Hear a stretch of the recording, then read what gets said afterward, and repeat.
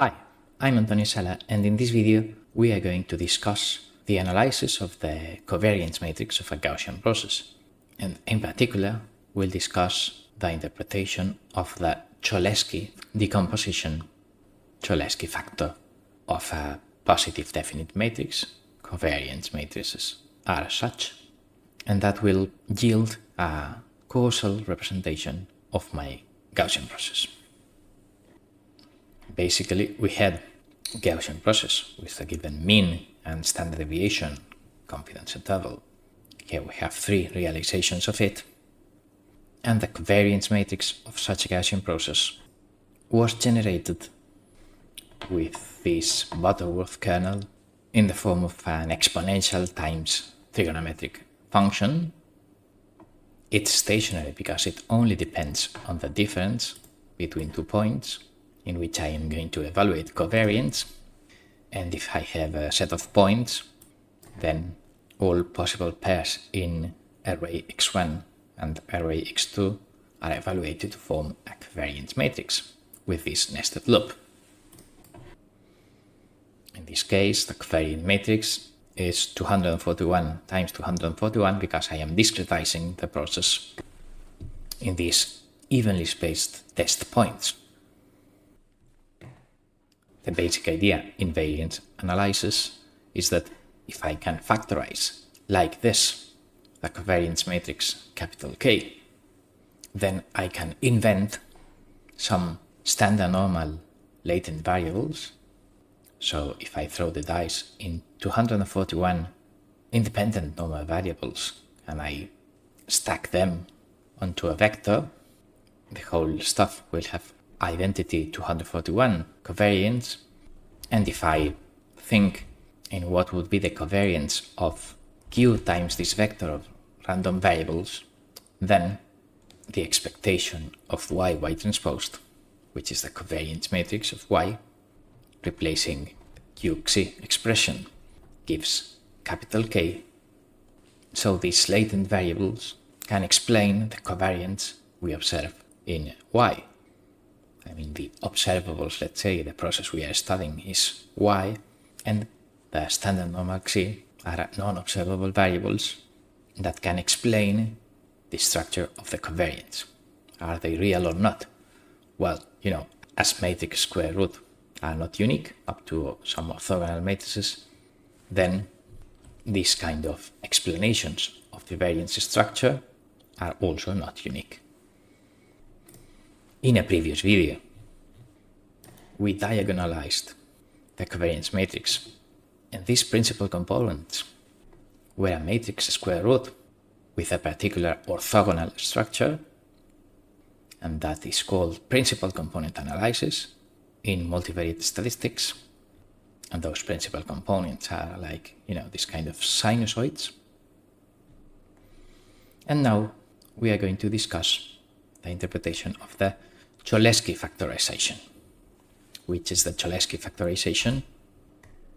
Well, according to Matlab's documentation, Cholesky factorizes a symmetric positive definite matrix, covariance matrix, into an upper triangular Cholesky factor, so that this is the factorization, but R transposed is lower triangular, so if I want to get the left thing, I just tell lower to the command, and then I get this factorization, which is the one we are seeking from matrix square root, and then we get a lower triangular matrix square root, and here we have such matrix Q.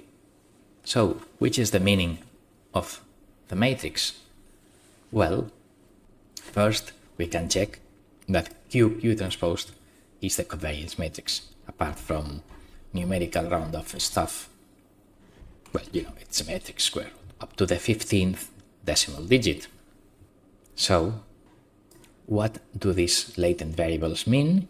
Well, let us analyze the structure of this matrix times vector product.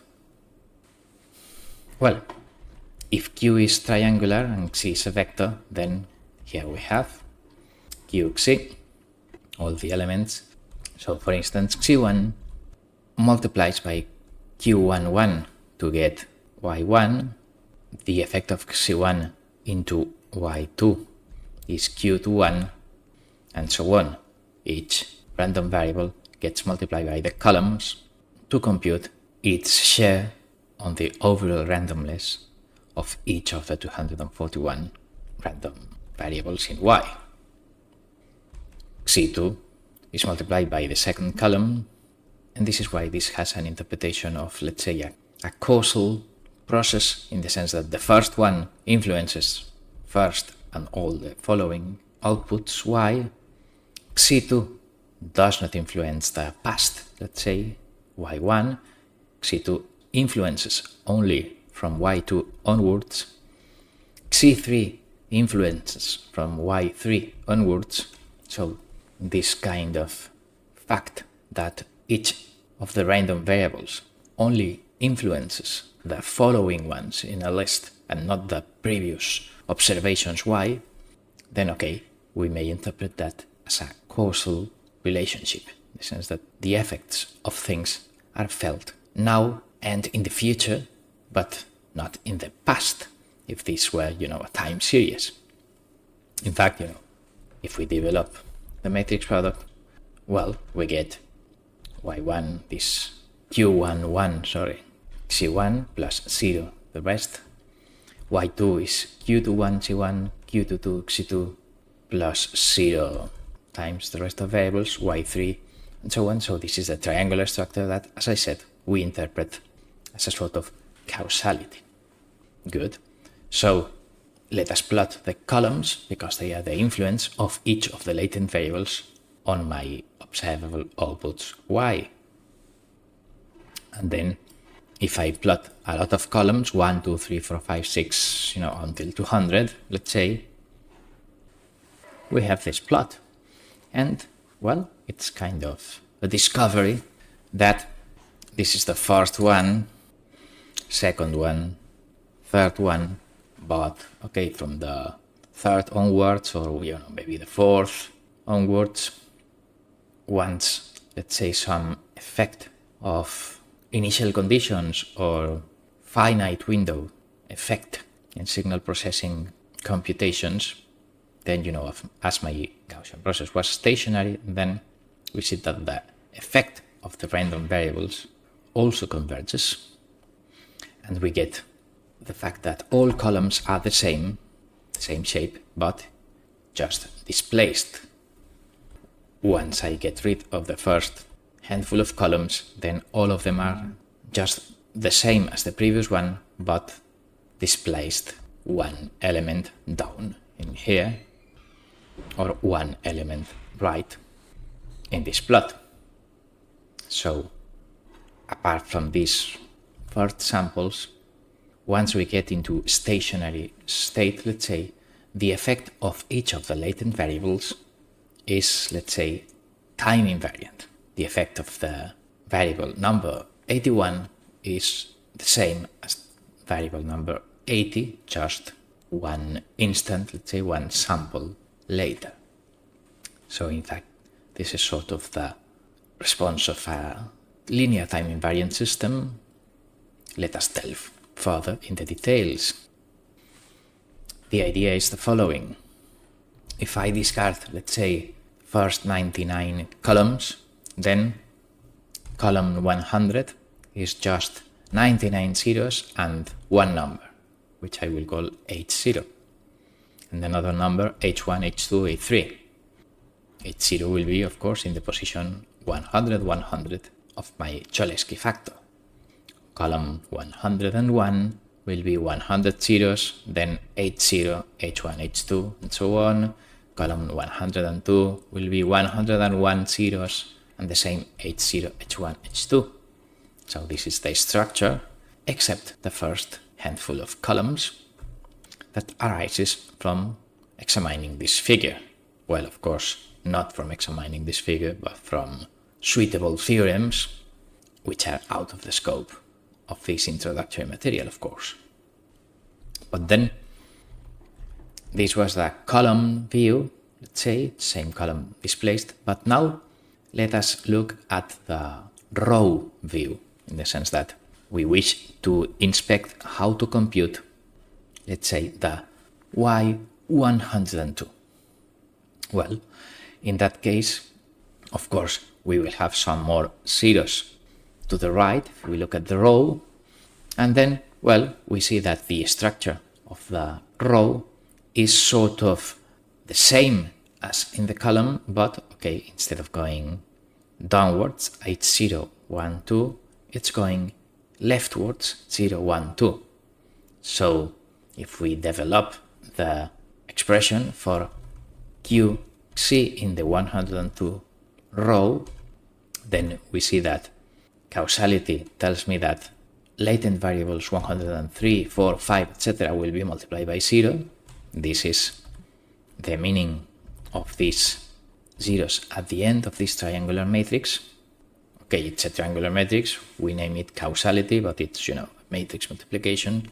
So future variables do not influence y102. And then the 102 xi variable is multiplied by 80. The previous one, 101, is multiplied by h1. The previous to the previous 100 is multiplied by h2, and so on. And we can go back until xi0.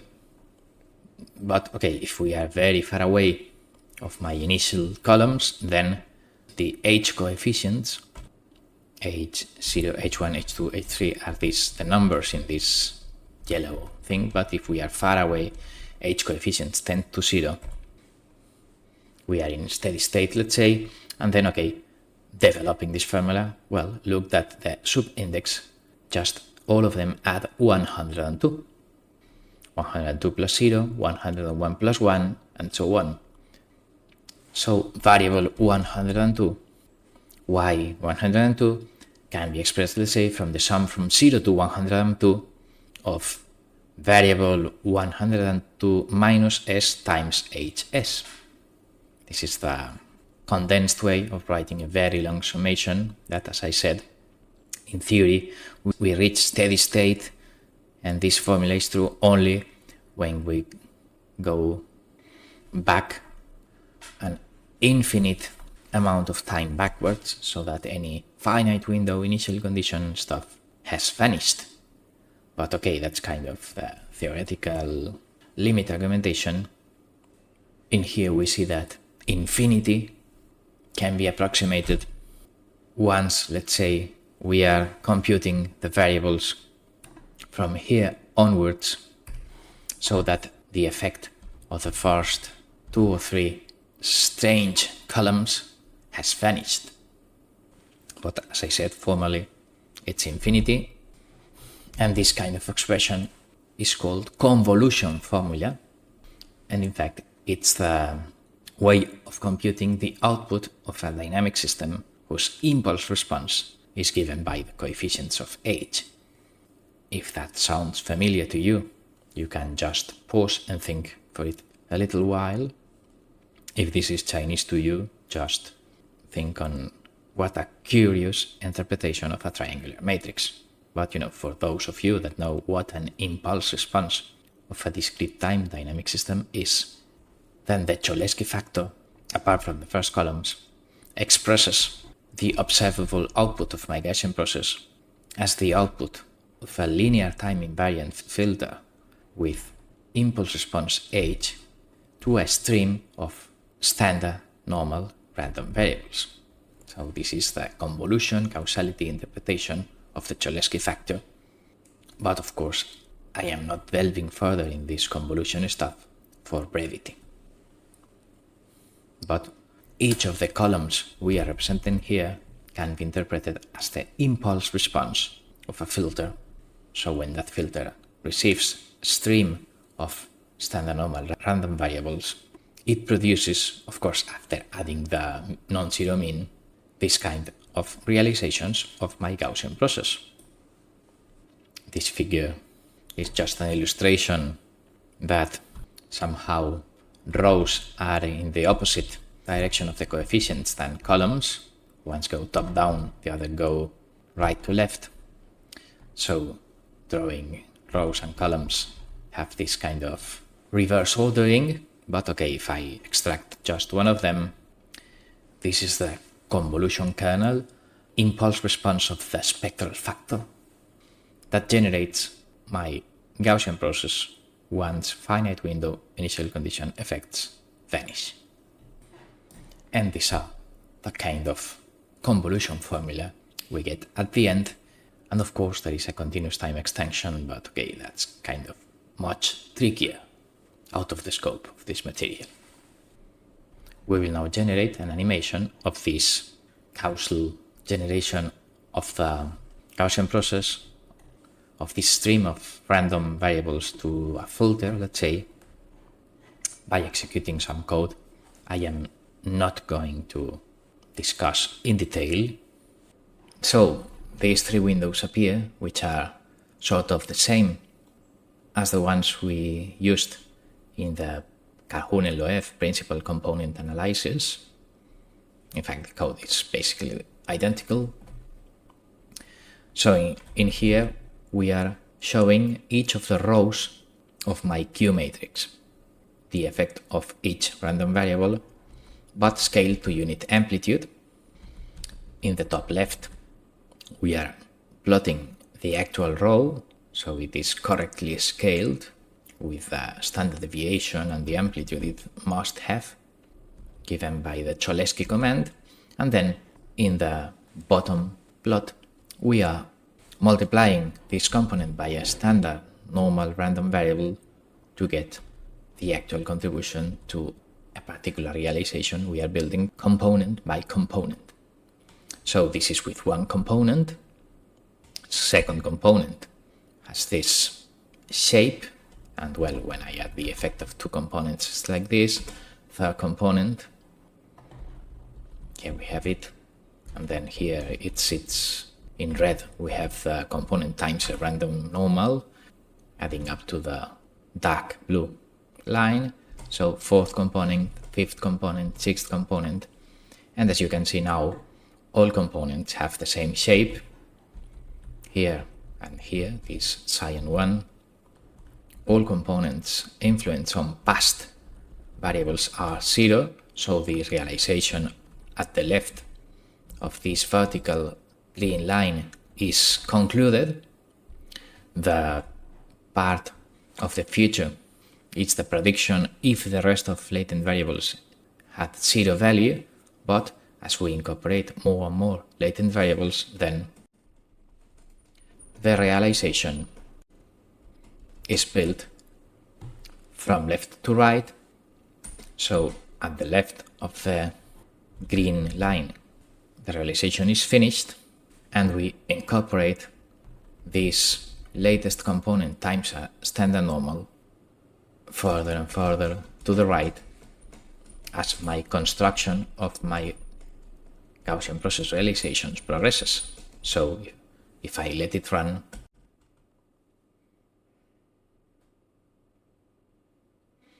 this is how total variance in black dot is completely modeled at the left of the green line, and at the right of the green line there are still some more latent variables to incorporate in order to finish the construction of my random variables y via this causal representation arising from the Cholesky factorization. So we will conclude the video with this animation. Thanks for watching.